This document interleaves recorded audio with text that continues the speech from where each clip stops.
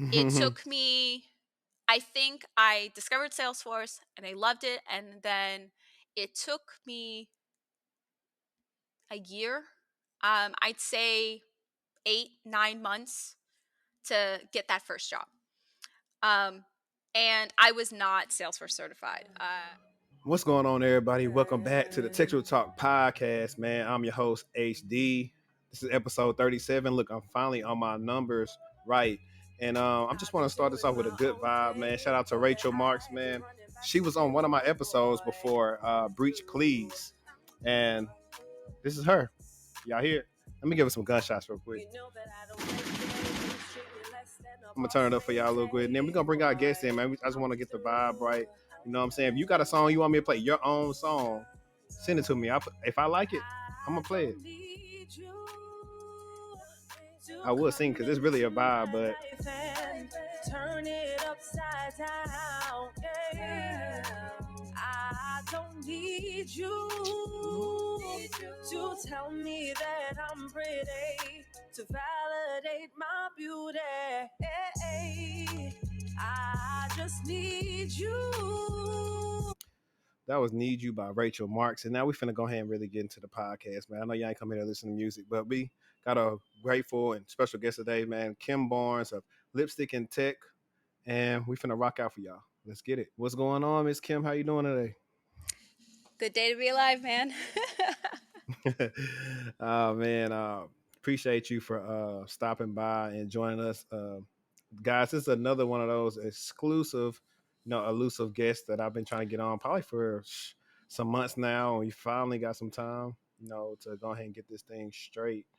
A little bit of straightening amigos. But anyways, without further ado, I'm gonna let our guest introduce herself for us real quick. Sure. So hello, everyone. My name is Kim Barnes. I am a Salesforce consultant, but also a Salesforce specific career strategist. And I help entry to mid level tech professionals launch and transition into cloud computing careers with a hyper focus on Salesforce career paths and job opportunities here in the US.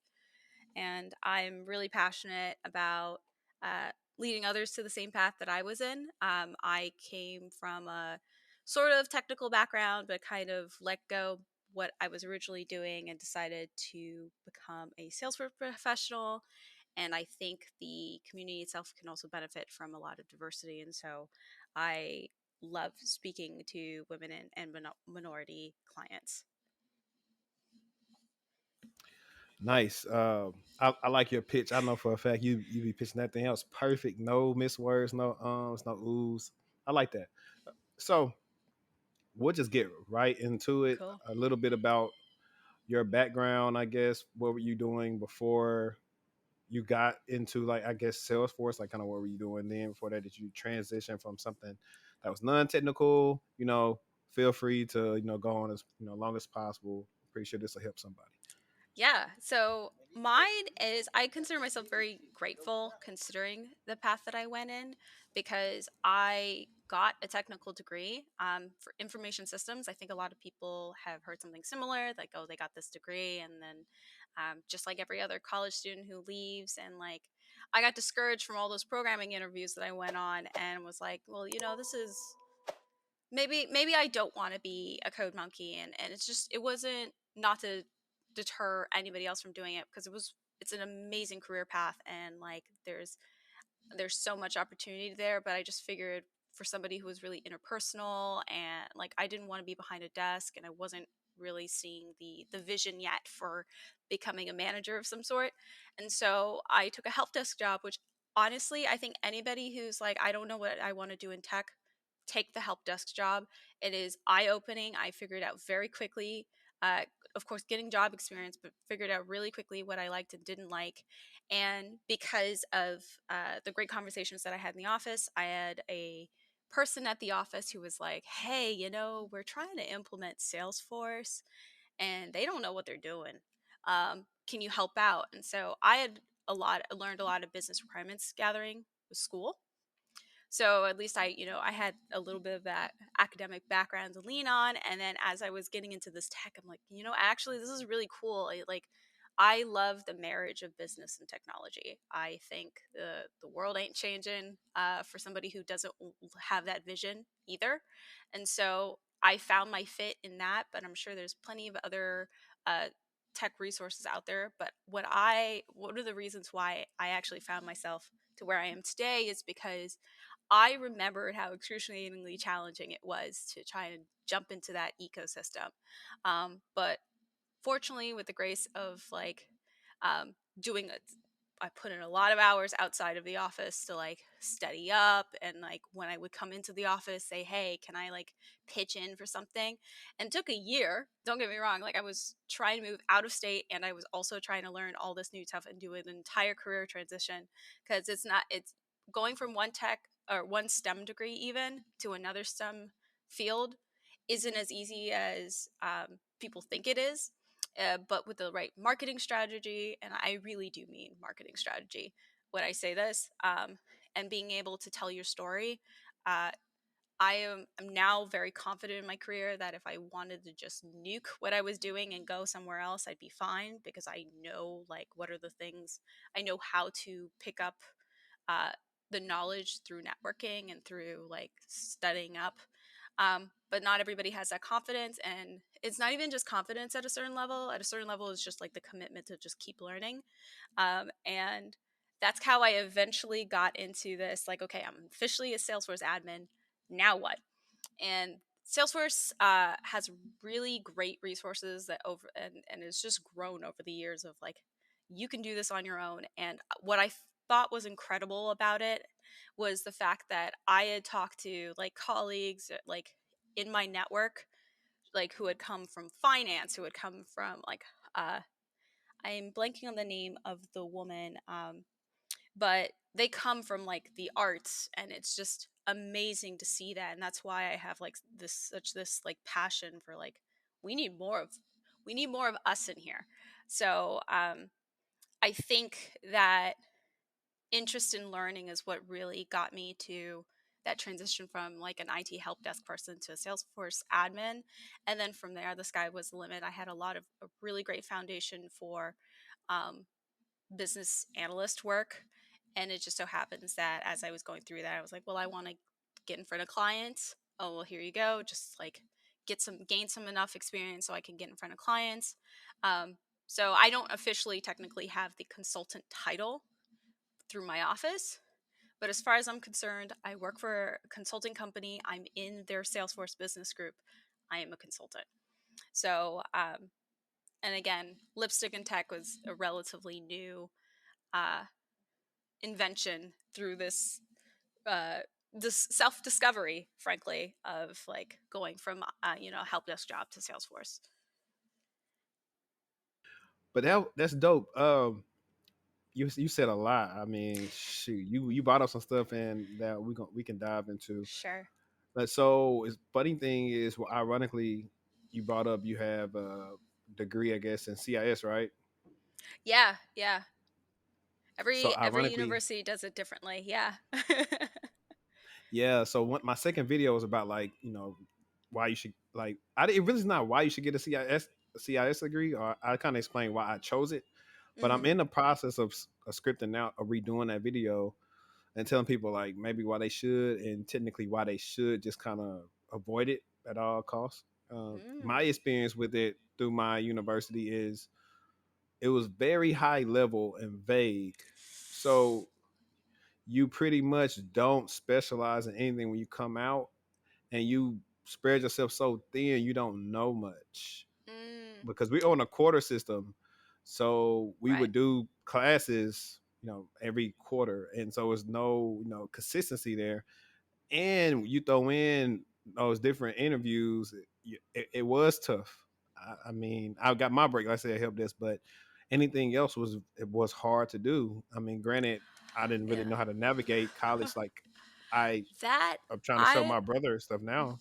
I have like such a okay, I don't know how to describe it because I'm not that passionately upset about it, but I think any person that puts in the money to go to college should not passively just pick a school.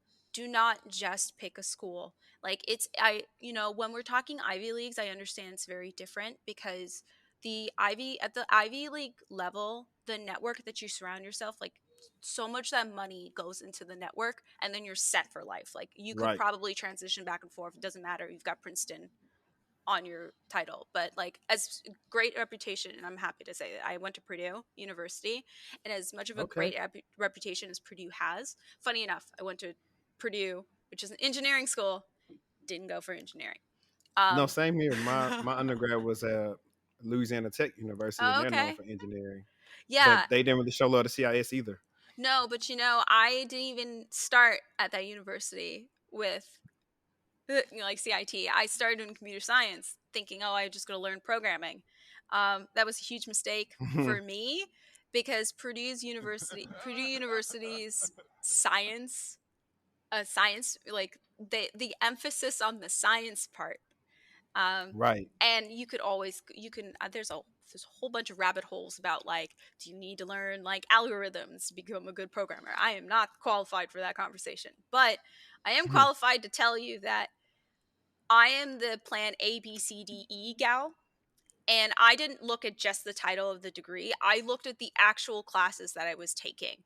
And that was a huge contender for what schools I was going to apply to. Because a lot of what you're describing is very similar to the things that I was learning when I compared to other universities. The reason why I went to this school specifically is because I took networking classes. Like, I actually had to do like projects with You networking. had to do like a network I had to design do implementation class. network. I had one or two of those, which I was very happy that I took because I learned very quickly cybersecurity ain't for me. Not gonna do it. Business, like a lot of these tech classes, I'm telling you, gathering, requirements gathering. I actually took like a graduate course in project management. Like, these are actually really great things to have on your resume. And I just like had this vision of like, I'm gonna pick it. They they crafted a really great program. And so, Right. and obviously the hard part is just getting in. At that time, I wasn't thinking about, oh no, that. And I'm very grateful I wasn't thinking about the money. I'm thinking about it now because I'm going back to school. But take a very careful look at what the classes are, because eventually what's going to happen is you're going to go in the interview, and then you have to have these conversations about, like, oh, well, what are the projects that you're doing? What have you learned in school? What have you picked up from it? And like, academics and uh, academia is very different from corporate America. So you have to draw the line. And I know for a lot of people, they don't know how to draw that line. So a struggle for the ages, if I couldn't like put it any better than that. But I know for me, the discussion about, like, okay, I got the CIT degree. I know people with my degree that did become engineers, who did become programmers. And just, sometimes you have to admit to yourself, like, it's just not, maybe I'm just not good at that. Um, and so that's what I think, as far as like the ROI of a certification, uh, won't get you to the finish line, but it sure helps getting your Mhm. foot in the door. So, and not to dismiss my 4-year degree, like, No, no, traditional, no. yeah. First conversation that I have with people a lot of the time is like, because I work with an apprentice, and she was like feeling really discouraged because she's getting this incredible experience at my company, and I was just like, gotta power through it, man, because if you want to move anywhere else, traditional companies, especially banking, all the money is in banking. If you are motivated by money, you have to get the 4-year degree, even if it's in finance, even if it's in the arts. Like, you can get the experience later, but you got to get the 4-year Yeah. degree. So you brought up something a good point, and I think one of the issues also was that we had to take like that. It's not the rest. The degree wasn't trash. It's just it wasn't Right. structured Mm. good enough, and didn't show us how to sell ourselves enough. Because we took some good classes, like for example, like my supply chain class was hard, but I learned a Oh, lot. yeah. But on top of that, we took, like I said, network design and implementation, system analysis and design. We did. database class. We did. I took a These are forensics all class. I great took stuff. Yeah. right. So they were on my resume as like course related schoolwork. However, but Mhm. what should have happened is if I would have had somebody that I could have leaned on back then, they should have said, "Hey, what projects did you do in that class? Boom. Oh, list what you did in your capstone class. Oh Like, yeah. because we Dude, had to design. I didn't even have a capstone. I just Really? I didn't even have a capstone. I know a lot of people in other schools did. I did not. But no, I it's ghetto out in here. Yeah, But but see, yeah. but no, you're right though. I mean, but I think what I'm leaning at now is I feel like an old head now. I just made 30. I've probably right now. I graduated from undergrad in 2013, but I was doing Mhm. IT stuff since like 2012. So technically, I'm like 10 years in, Mhm. just in general. But I've circled back and talked to the head professor that used to be my professor that's over that Mhm. program now. Yeah. The classes are similar, but the thing that I saw that is an issue now is, and we'll get into some other questions later, but what I Mhm. find out with schools a lot is like they aren't paying attention to what's on the actual job descriptions. Mm. Meaning they aren't teaching some of the classes that would be teaching the softwares or programs that people would need when it's time for them to get out of school. Mm. Therefore, they don't have a lot of experience. The schools has the resources. They just need to change, that stuff like um, the course didn't come with the curriculum doesn't come with any classes that say, oh, you got to pass the cert at the end or anything like that. I'm like, y'all should look into that because you're putting your students at a disadvantage to everybody else if you're having to make them go. I met with plenty of people that are in a school but still come for me to coaching and stuff like that because Yeah. school just isn't giving.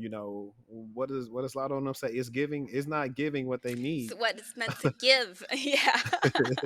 Yeah. So that's the whole issue. Like, I don't think it's a waste. I just think it needs to be restructured. I think the first 2 years need to be classes in their major, and then the last year and a half needs to be some type of dedicated apprenticeship or clinical, just like medical students do.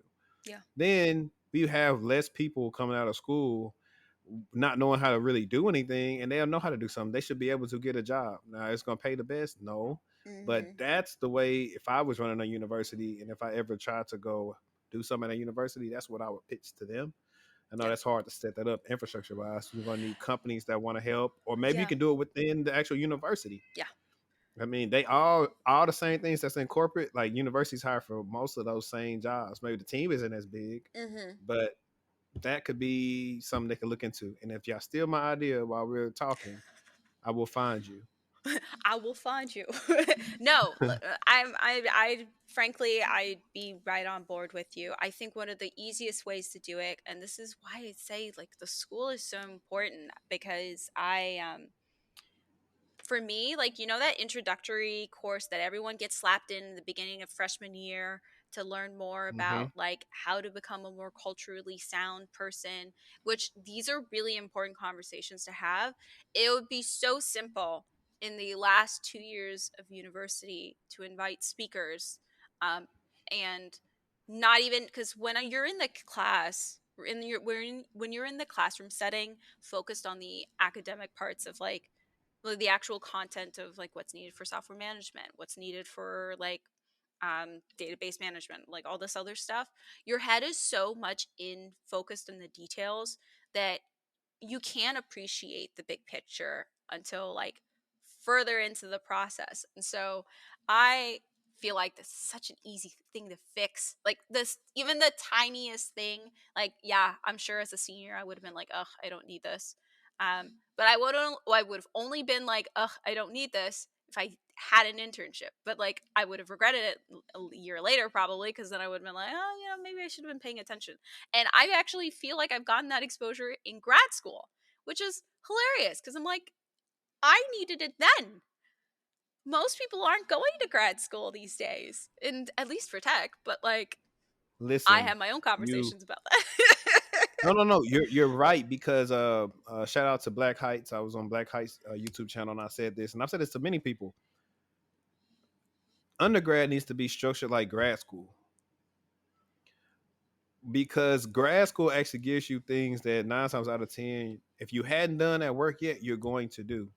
So I had a leg up on some of the people when I did my grad program. I graduated. Dang it, it's gonna be almost 4 years, December. But anyway, Hmm. some of the stuff we were doing, I was actually taking back to work with me and implementing those things because it was stuff that you do. I mean, I'm talking about any like something as simple as, well, it's not small, it's big.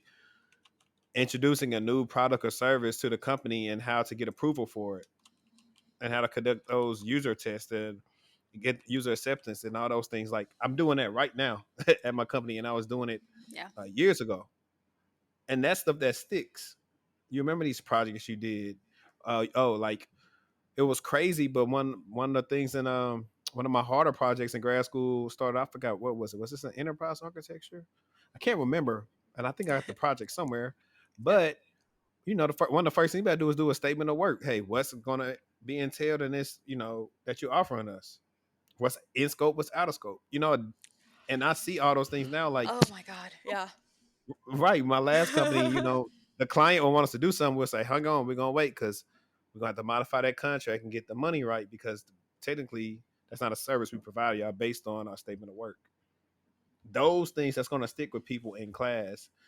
I Yeah. mean, some of the stuff is cool undergrad, but it overloads their mind. Like we got to get to teaching what they need to know, and then let them learn the stuff that they would like to know or they're interested in on their own time.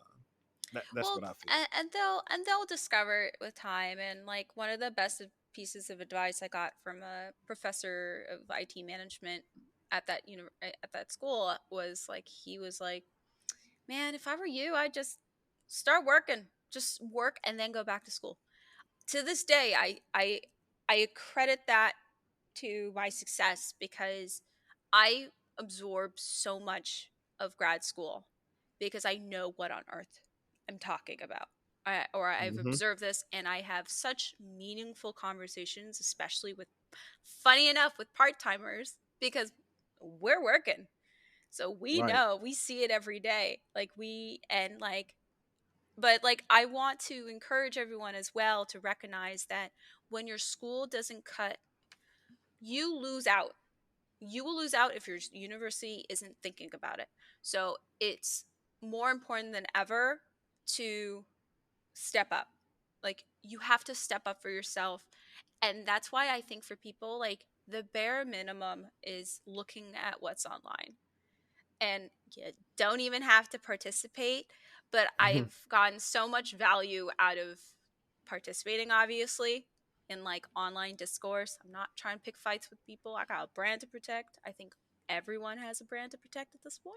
But and brand is a strong word for what I'm actually talking about. I just think like you still Yeah, have I to be definitely respectful, understand. obviously, but um when you lose out on, like, you're saying like, "Oh, I'm not learning this, I'm not learning this," and like, I got this experience at school, what can I do with it? You have to upskill. Like, everything is getting more competitive now, and there's no such thing as like, and I say this, but then I of course turn around and in my head I go in a spiral of like, "Oh, well, what's the easiest certification I can do to pad my resume?" It's like, don't think about the easiest certification. Think about what is the most relevant to that next step. So, if you are a Salesforce admin and you want to become a BA, what are the things that I got to think about? Oh, I got to think about, like, am I getting this experience at work? Can I skip the whole certification process in the first place? Which I was very grateful I was, but it's going to come and bite me. I already know it's going to come and bite me in a year or two if I'm like looking for promotions and they're going to be like, "Hey, did you get the paperwork?" And I'm going to be like, no. So do as I say, not what as I do. Right? So, uh, yeah, we're trying to build really emotionally intelligent and flexible work professionals. Now, you Listen, and you me, man, you and just this said a is magic word. You just said a magic word. We might, I honestly, no lie, like I might have to bring you on, and we'll be have to go live one day because you brought up something that I talk about, and you brought up EQ, but I'm not gonna go into a conversation about EQ because that's its own discussion on its It's own. I'll amazing. just Yeah. say I thank grad school for it because I did the class on it. But I'm gonna Mm, segue into very briefly. You talked about help desk, and I don't necessarily want to talk about what you did at help desk. sure. I want to know, how did you necessarily leverage? How did you put yourself in position to end up transitioning from doing help desk into doing the Salesforce stuff? Because I always talk about, sometimes when people come to me and they want to, like, either they're stuck or they're trying to figure something out, I ask about the one. The first thing I say, hey, have talked to people at work about Yeah. like volunteering for something or seeing somebody need help or something? I was like, that most of the time could be your easiest way to get where you're trying to get to, Mm-hmm. because it is super competitive. But if somebody that got a higher position that could vouch for you, you can help them out enough, you know, because a lot of stuff they don't want to do, shoot, it could be something simple as documentation. They didn't throw your way and you did it. Mm, You never know what type of favor, that can get you. But how were you able to pretty much do something that's totally different from what you were doing day to day, and to just say, hey, look at me, I'm over here, I'll do it? right. Like, how was you able to do that? Great question. So I I think the first week or two there, I figured out I was gonna get bored. I I'm sure some people feel that experience of just like hating their job. And I didn't hate the people. I didn't, there are a lot of things I didn't hate about it. I just was just felt so uninspired. So I want to give that emotional state that I was in for the full picture here of like sometimes when you are feeling so emotional, and these are the conversations I have, I feel like these are people who never make it to the call with me, I think, because they are discouraged by the free advice I give them. And that's fine. My free advice is there. There's nothing that'll put you from the pit of like not wanting to, you're like getting to you to that next step without addressing the fact that like you need to do something about how you're feeling, and you've got to get motivated. And motivated is such like a contentious word for a lot of people because they think that motivation is all it takes. It's motivation and like 20% of luck. It's insane. And so I worked at when you work at it, and I can't speak for full picture of corporate America, which is amazing because for the past couple of years I have not worked in corporate America. I've just worked in industry, which is fine. But when you work for like a large I company, need you to I need you sorry, to kind of break that down for me. yeah. What's the difference of that, real So, quick? so the reason why I'm making that distinction, I'm sure everybody would define that differently, is for what I would quote unquote America is they're very rigid with the uphill promotions. There's small circles and you have to appease the smaller circles to get further up the corporate ladders. That's what everyone says. But the advantage of like a small medium sized business, at least from my experience, is that somebody who when you're in like smaller companies, it means you've got more flexibility. And granted, people get upset because they're like, well, I have to do like the jobs of 12 people. We all need to get paid, like in general. But I think what happens, and that's kind of where I was able to use my leverage. I worked for a small, medium sized business at the time, and some professional purchased Salesforce, several licenses without recognizing the fact that it wasn't an out of box too. And I didn't even have to like get my moment to strike. I was, kind of a newcomer. I was actually supposed to be there part time, but they knew I was looking for full time work, so they hired me full time. Um, but I was kind of putting my hands. I knew I had like done a bunch of help desk setup stuff, so it was easy for me to leverage that experience into like a full time job. But then I was doing a bunch of like anything IT touched. I was like my hand was it, and it just worked out because I was like me and one other guy. That was it, and then occasionally another guy, and he was the contractor. So it was very easy for me to get my hands in a bunch of things, and I had really amazing manager who was like very sympathetic to like, okay, Kim's not getting this. Um, not that it happened very often, but there were certain things I was very communicative about what my skills were. But this very enthusiastic consultant who's worked for the business for years, so he practically is full time. He observed that I was like always getting my hands dirty, building. I had actually built Jira, the just like a really simple Jira help desk for the company. I had built like kind of a like library for us to document our stuff, especially since I knew that like this wasn't going to be We my gotta call forever you job. Kim the Builder. Yeah. You know, I like building. And it's not even like, you know, I'm sure maybe somebody further down the line was like, "What on earth did she build?" I'm like, "But I built it." You can't front me on that.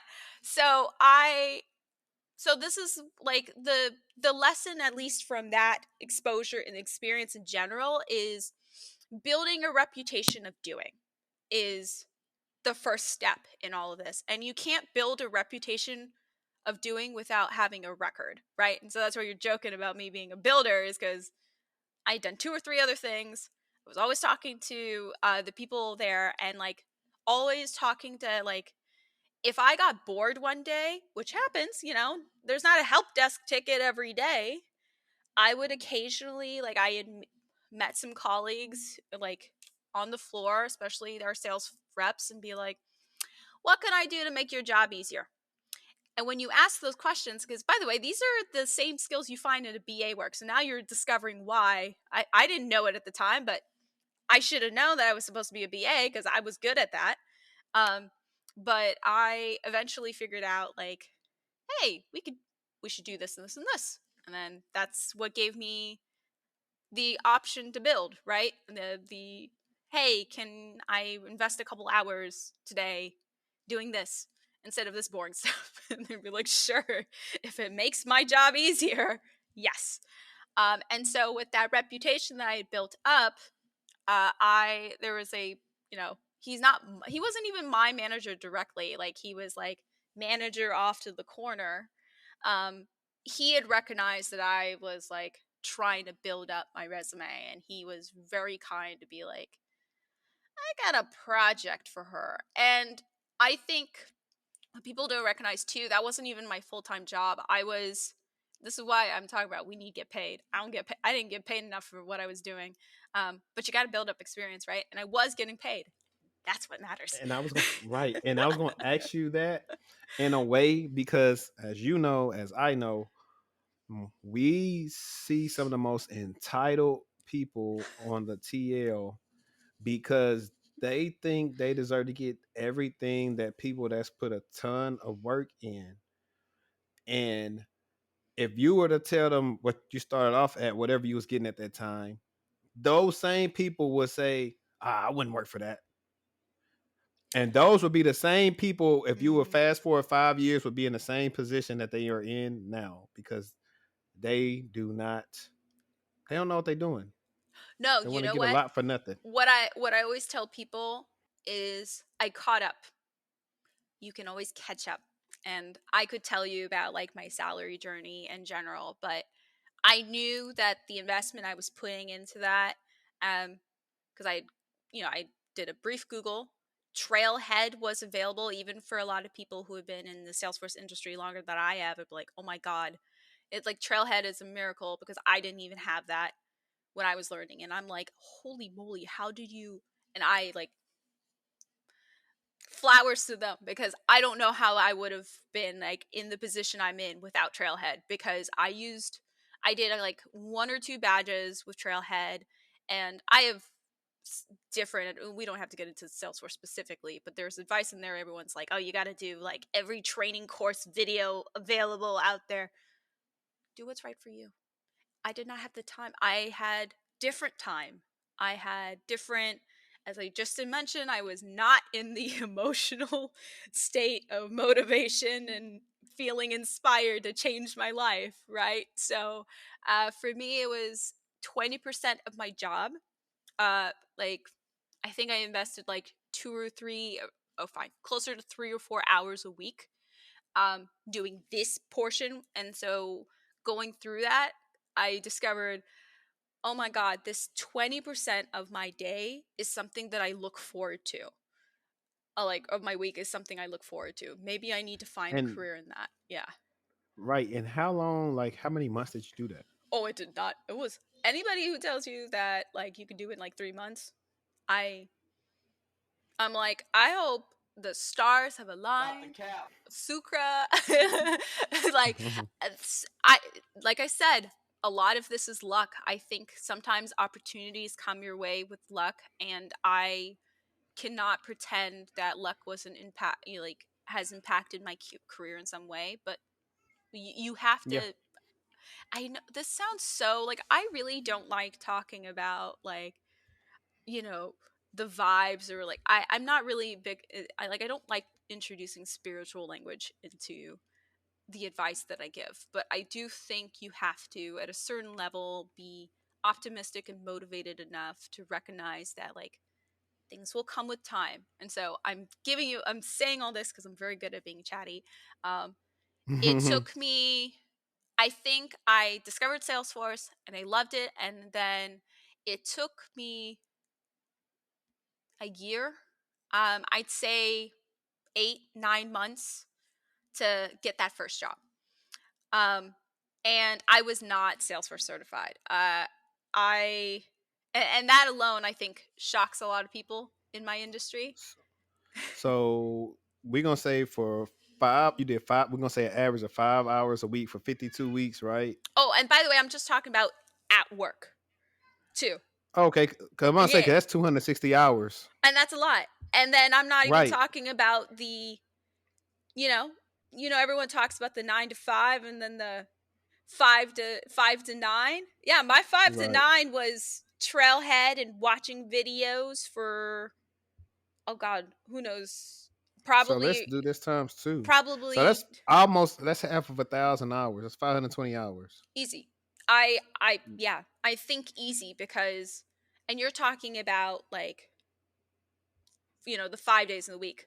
Let's play conservative and put it around there too because I'll Right. include the hours of it took for me to Google a bunch of interview questions, uh the time that it took to go, sneaking away during a lunch break to have a phone call with a recruiter. Hey, Y'all can't look, lie. you gotta do what Y'all you have gotta do done what you gotta do. it. Look. So I You gotta do what you gotta do. I'm talking about, yeah. go to the car. Hey, yeah, I can meet you at this time. You know what I'm saying? Using company resources to study for the new job you're trying to get. Look, Oh hey, yeah. I mean, y'all done did it. yeah. We have to be careful. Dude, be careful with the company resources thing. The only company resources thing I'm talking about is the training because Yeah, they yeah. benefit from it. Anything else, there's an asterisk there, right? But Yeah, yeah. For me, it's more so yeah. like a learning, I use I love like cyber or something like that, like Yeah. something like that. That's general. Like I'm just looking up skills that I could do Oh, labs and and stuff on. the consultant, I mean, the person who finally opened that door for me to actually help at work, because the hard part is getting the work experience. Not, it's not. I don't want to say it's easy because it's not. It's still we just talked about how many hours I put into all that studying, but it's okay. How about this? It's harder to manufacture experience. That's what it is because you and this is why a lot of people I've talked to because I've been entertaining, me, I like my options open, and I've been entertaining like what does it take to become a product manager, for example. And anybody that I talk to who's a PM right now, including my boyfriend, he was talking about how it's much easier to transition into a new career at your company. You can always like because you don't have to go through this back and forth of like talking experience, talking about projects. What if we just like get you in front of a project? And so when we're talking, all these new folks are like, okay, I want to go into tech. What does your company do right now with tech? What tech are they using? How can you bring value to them? And so you have to be vocal with your boss, or if you're not even comfortable with your boss, that's already a bad sign. You need to talk to a different boss, like, hey, I'm interested, I've been like entertaining this, like all the people that I've had conversations with, especially for like marketing, for example, um, when I moved to a different company, I had finally had my admin job, but I had not touched Salesforce Marketing Cloud at all. Um, my first exposure to that platform was the marketing director has been talking about purchasing this additional tool, and I already had Salesforce experience. So after this great conversation I had with one of the like leads, this was just a casual lunch, man. Like we weren't like really talking business, but it was just like, once again, if you regularly get comfortable with figuring out how can I make your job better, I think that's the best advice that I give anybody transitioning. Learn how to make someone else's job better. Um, and that's advice that I've been given uh, over the years, because when you make someone else's job easier, they get promoted. And then when they get promoted, a spot opens up. Everybody wins. Like, we can all Yep. win. Right. Yeah. And that's also that's like one of the things I tell people to ask in an interview. Like when they talk to the manager, like, how can I make your job easier? They always love that question. I Hmm. promise you, they always love it. Yeah. But that's dope. You know what I'm saying? Now I'm seeing that you can talk like me, so I know for a fact we'll run some other stuff back because it was getting good. Yeah. I want to go into, so you pretty much help pretty set build the platform Salesforce and help set that up at the company, and then you had help, but you got all the experience. You can quantify everything you did, which is big. I always tell people, if you can quantify stuff on your resume, do Yeah. it, because that stands out even more. But we did a lot of talk about Salesforce. Oh, But you sure. know what? The viewers who is watching it, can you give them probably briefly 3 minutes of kind of like what Salesforce is?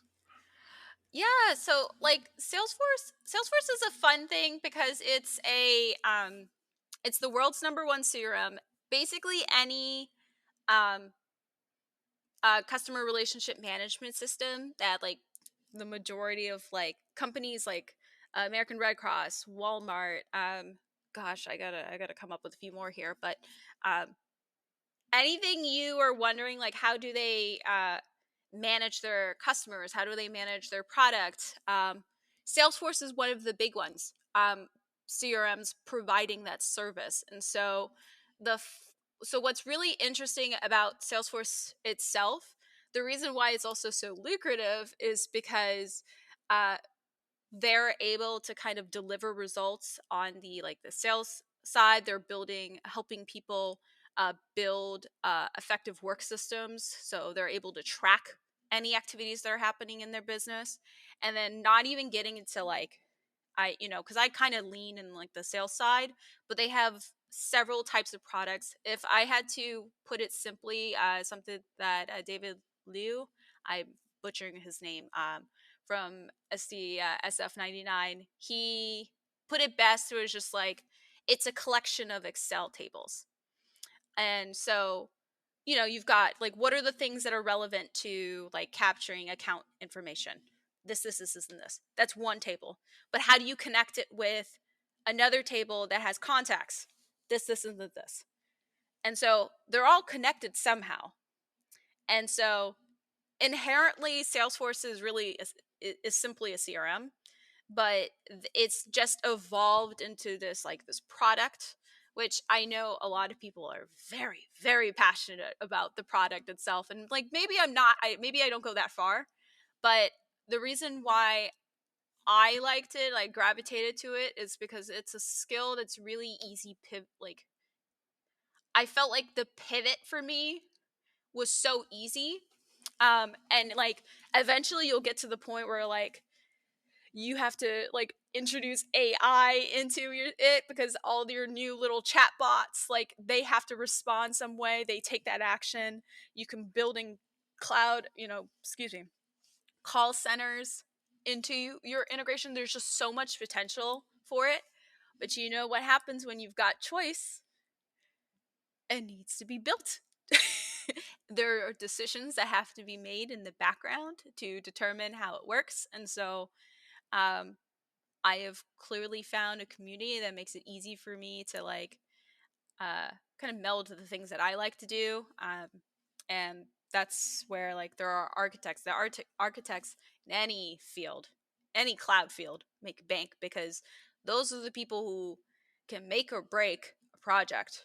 Um, if you can't build it a certain way to the client's liking, and I'm obviously talking about just consulting, but like if you were like working at the company, you got to build it in a way that will allow the company to flourish and will make executives happy and that sort of thing.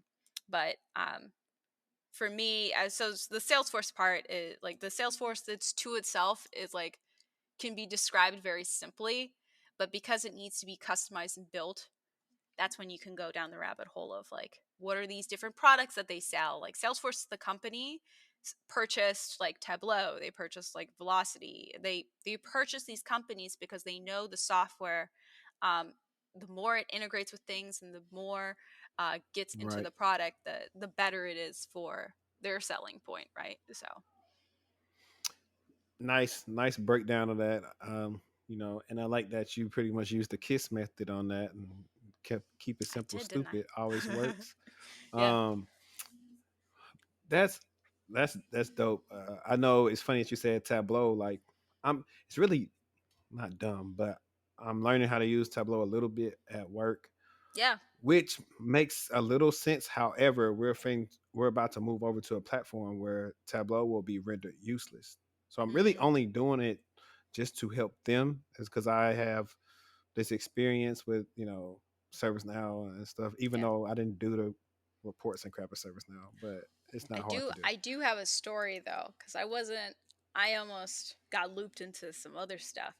Um, my company at the time was entertaining ServiceNow, which is a very small but competitive competitor to Salesforce. If there are any ServiceNow folks, they would definitely correct me when I say this, but my initial impression of the tool was that it leans a lot heavier on manufacturing. That was who the product was originally made for, and I didn't really particularly have an interest in it. But when you are thinking one way, I'm like, oh, I'm going to go the Salesforce path, but then I knew the company was kind of talking about ServiceNow. Do not say no, and never hurts to learn another thing. I went through some initial training with ServiceNow, and if anything, it solidified my interest in Salesforce.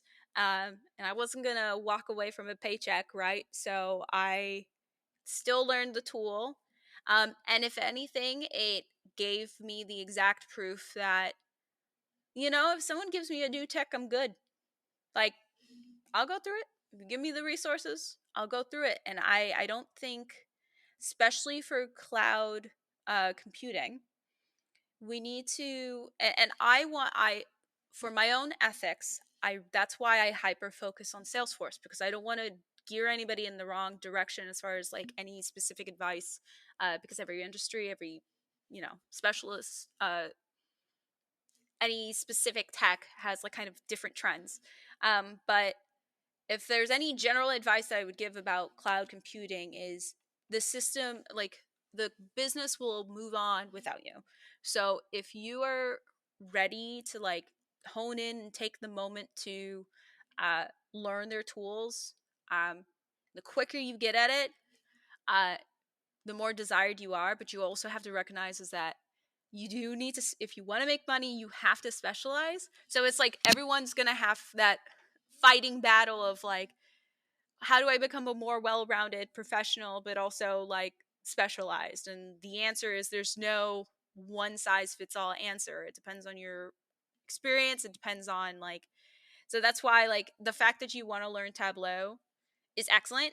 And I'm sure if your company renders it meaningless, you're still going to have to do some type of reporting that's similar, right? Like I think we get all caught up in Most def. innovation. We get all caught up in innovation, but ultimately what happens is just one feature does one or two extra things that's different than the other, but like it's a transferable skill and you know all about that, right? Yeah, So yeah, definitely. Yeah, no, my gripe is because of the way it's being utilized and why it's mm, it makes more work than somebody needs to do, but Yeah. it's it's cool. I mean, I'm not tripping on that, but Yeah. definitely a good story. Um, that's how it is normally. Like I know for me, my last company, we were using Splunk bought Phantom, and I think they changed the Right. name to Splunk Soar, whatever. I don't But remember the name. in the middle of that, and our Splunk architect, the client said, "Hey, you know what? We want to move over to Palo Alto XOR because they bought Cortex." Mm, So I know how to work two SOAR tools now, opposed to just one, which is already nice. hard enough to get your hands on. Yeah. And like you said, so it doesn't hurt, to always try to learn something else, which is dope. So don't say no, expand your skill set because a brief 6 months of whatever you're doing in Tableau, if it's good enough, you can go work somewhere where they just need somebody to do Tableau and you niche down to just use it in Tableau.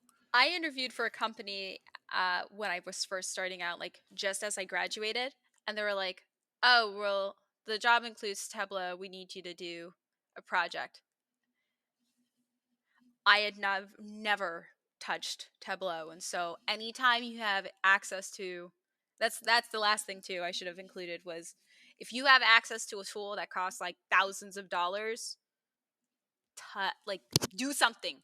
Um, all those all of those opportunities I had for student license and like student prep and training, so many regrets about saving my money because like when Man. because at that point if I had to start school all over again, I would have just like joined like some sort of cert prep club, Yeah. Yeah.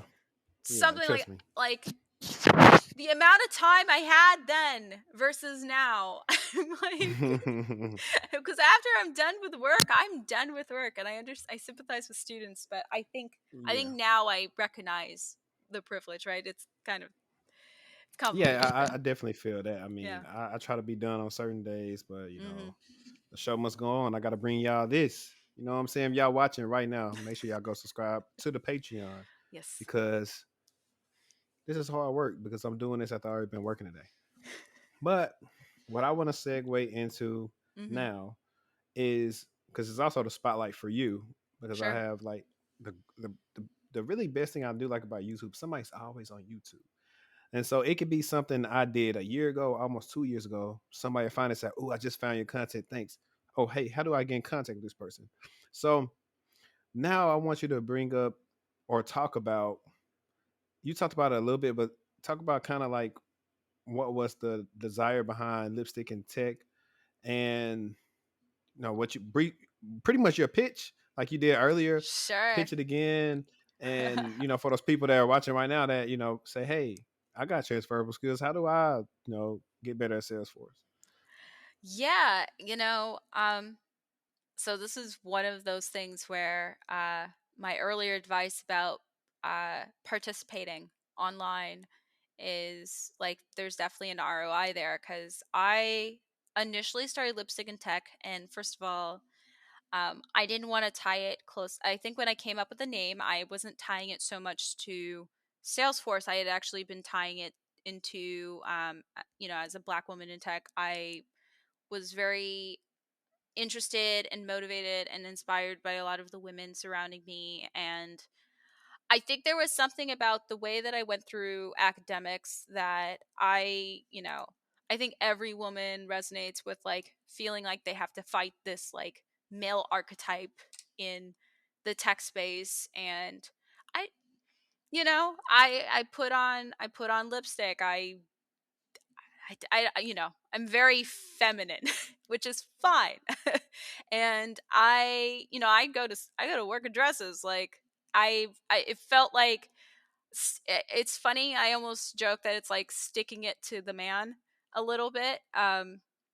Like no pun intended, but for me, that was such like one of my foundations of really building that blog and just talking about general career topics was giving the advice to what I wish I had had when I was in college. That was really what had inspired the initial, um, I guess, the pitch, right? It was a blog. That's where it started. And then as I was going through my career, there's nothing wrong with, I'm very big contender of, I think Ari Hale actually is a coach, and she I love that the way that she phrased it was a lot better than or eloquent that I'm gonna say, but you can always change your mind about like how you're going with your career, with your vision for like your business and stuff like that. And I started out as a blog, and then I knew that I wanted to build out a business of something. I am still with school. I'm going to go through another evolution in my business, but I have entertained the fact that I could also go into Salesforce consulting on my own. Uh, that vision is starting to change a little, but um, with that interest, it kind of evolved into like, well, I made this like transition. I'm starting to discover that like there are people who want to transition, but they had no idea how to do it. And that's what came up with the idea of like, you know, maybe I need to talk about Salesforce specific because I did not see anybody. And I was so wrong. There were so many people, but I think there's something about, once again, going online, like what is out there, communicating with people, learning about communities. And like Salesforce has their own Tide stuff, but like if you're not in Salesforce, you're not going to find it. So that's what kind of evolved into like me making blog posts about it and putting myself out there as like, I want to help other people get involved with it. Um, YouTube is very slow for me because I've been obnoxiously particular about things that don't matter. Um, but it's, I think through actually taking on consulting calls, and I was resume stuff is kind of on pause, but like I do resume audits, and it gives me a lot of ideas of like what are the things that people are struggling with, because what people are struggling with can always be turned into content for the betterment of the community. um, and so I really encourage anybody here who's interested in Salesforce to go to lipstickandtech.com. I could not tell you enough about, I've put into really extensive resource list pages because I don't think, as my help, I do charge, but the resources are out there. I'm not going to cap information. I will, like, you just have to put in the work. And so I'm, so that turned into also, cute little merch. I'm actually wearing it because I like the sweater a lot.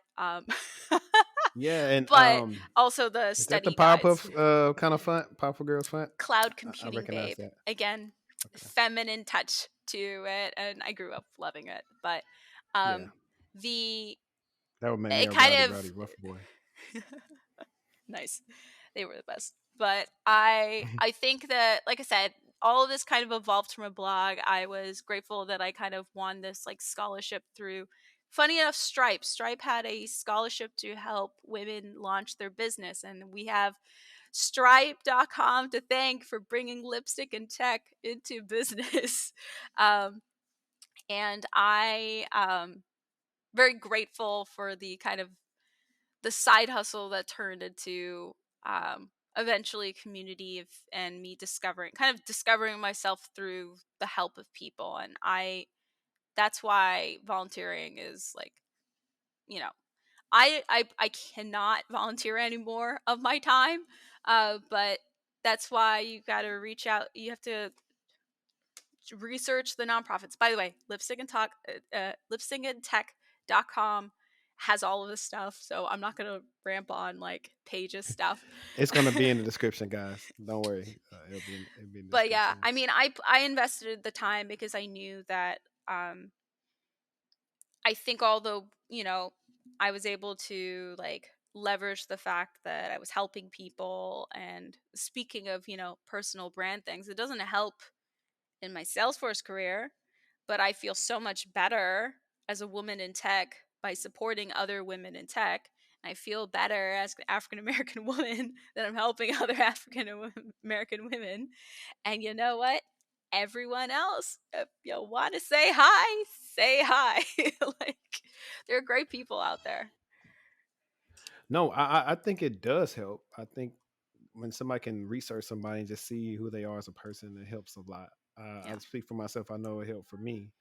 Um, so yeah, I think it helps. And I also was going to say that the feminine touch is appreciated because this is a male driven industry. And I'm not trying to look at men all day. Like women do bring in the balance of like actually coming in like, smelling nice, wearing nice clothes. I Oh, try to sure.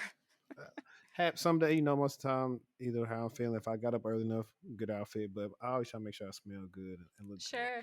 But that's not what we always see, and that's so it is a breath of fresh air. And as for me, anybody can never tell you if they work for me.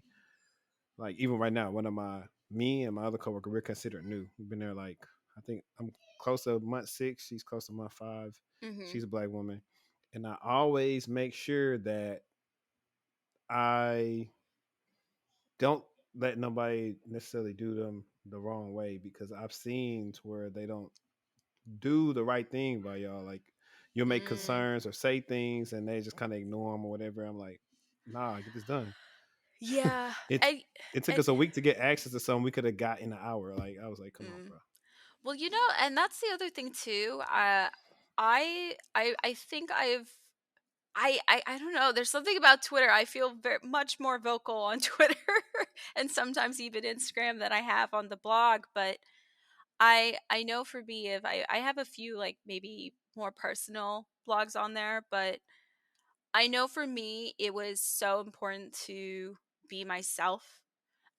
Because when you shield yourself, like I understand a level of like you want to separate work and from business, but I have found for myself that I was very pleased to have my lead when I finally got to meet her in person recently, that she picked up on the fact that like I know when to be professional when I need to be professional, but like she was pleasantly surprised like how personable and like I wasn't like really rigid. And there's something about being vulnerable on the internet um, that kind of shakes you a little bit. And I don't think there's anything wrong with being that vulnerable. And I'm not talking about just men. I'm talking, like just women or just men. It's in But general. yeah, just in general. And so I think that's sort of like, and there's no way you can't convince me this part of this is because of age.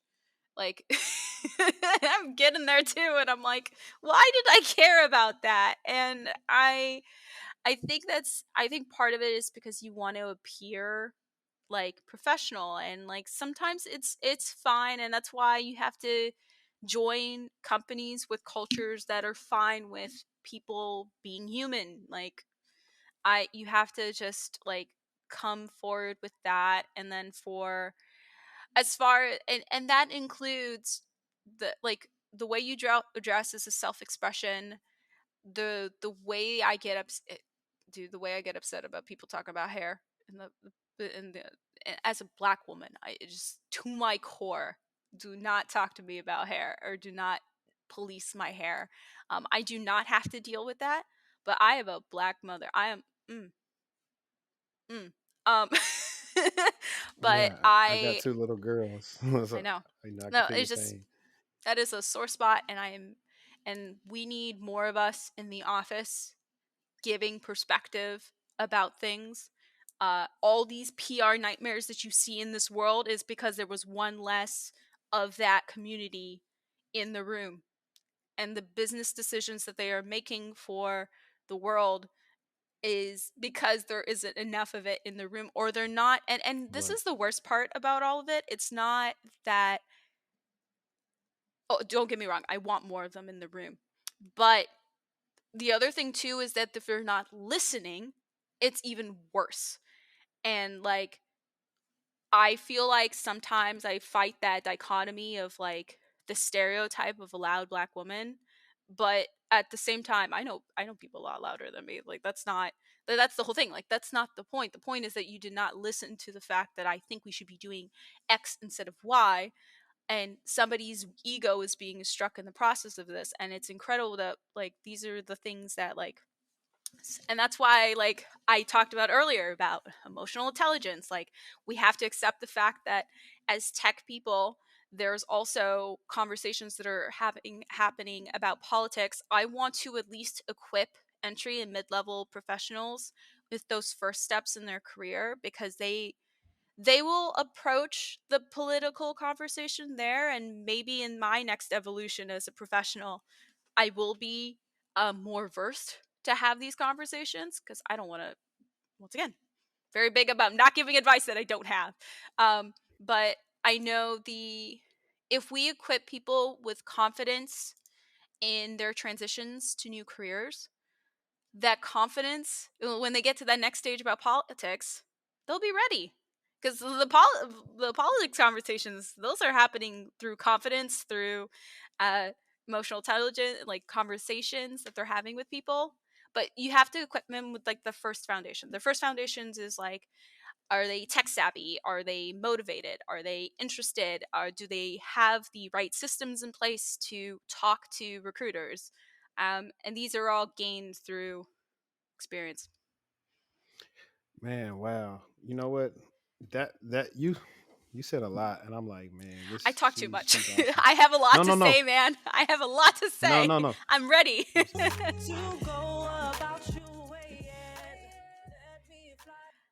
Yeah.